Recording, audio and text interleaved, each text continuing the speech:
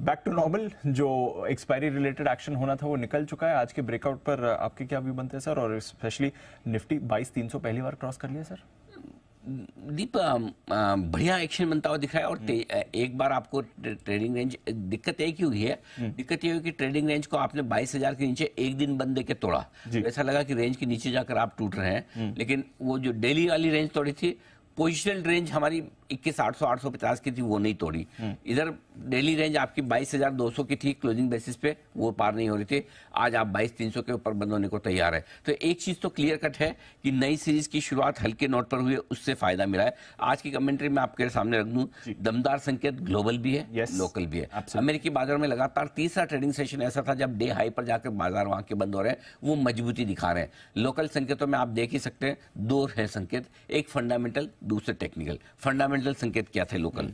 Fundamental संकेत यह है कि आपके लिए जो नंबर्स आए हैं, जीडीपी ग्रोथ के आंकड़े 8.4%, वो बहुत जबरदस्त जोश भरने वाले। दूसरा, वित्तीय घाटे का आंकड़ा बहुत कंफर्टेबल। तो ये दो फंडामेंटल रीजन से जिसने बाजार में जोश भरा। टेक्निकल रीजन क्या है?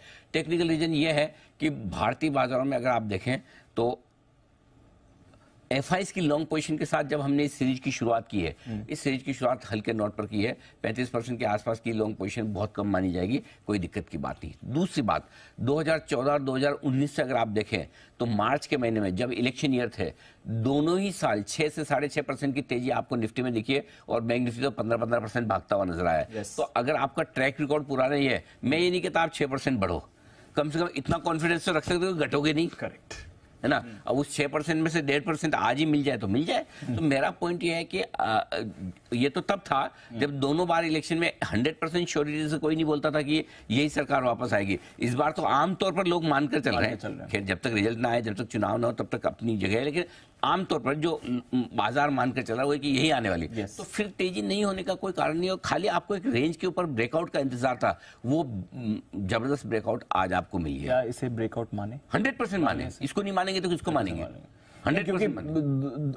पहले 2 बार 250 से घूमा, फिर एक बार 300 का वहां से घूमा, क्या अब इसको दीप आज अगर मैं तो छोड़ो, ये जाने दो, अभी 22,325 के आस आप 22,225 के ऊपर करा लो, मैं 100 पॉइंट का आपको कंफर्ट दे रहा हूँ। 22,225 के ऊपर बंद होने पे भी आपका ब्रेकआउट होगा, पहली चीज। दूसरी चीज, आपका डबल बॉटम बन गया 21,860 21,875 के आसपास, डबल बॉटम बन गया, यानी 21,850 आपका डबल बॉटम बन गया।